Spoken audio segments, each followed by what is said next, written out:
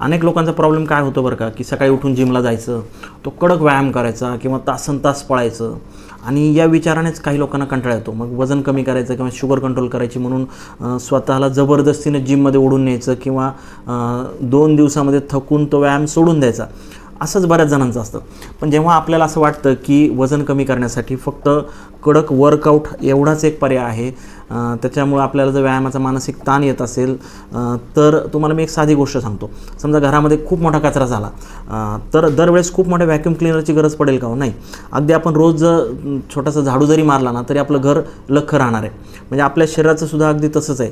Insulin resistance जर कमी करायचं असेल, तुम्हाला वजन कमी करायचं असेल, तर तुम्हाला शक्य नसेल तासनतास जिमला जाणं, तर तुम्ही आजपासूनच मी सांगतो ते 2 छोटे जादुई बदल करून बघा.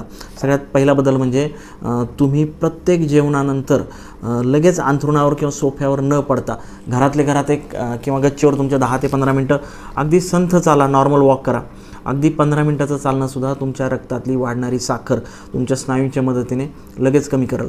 आणि दुसरा महत्त्वाचा उपाय म्हणजे तुम्ही जर लिफ्ट वापरत असाल तर जिन्याचा वापर करा. तुम्ही फोनवर एकाच जागी बसून बोलत असाल तर तुम्ही उभं राहून चालत चालत बोलत राहा. तुमची रक्तातली साखर याने वापरली जाईल. म्हणजे एक गोष्ट लक्षात ठेवा की मोठ्याच वर्कआउटची गरज आहे असं अजिबात नाही आहे. तुमच्या जीवनशैलीतले हे छोटेसे बदलसुद्धा तुमच्यामध्ये खूप मोठी जादू करतील. त्याच्यामुळे आजपासूनच 15 मिनिटांची शतपावली प्रत्येक जेवणानंतर नक्की सुरू करा. धन्यवाद.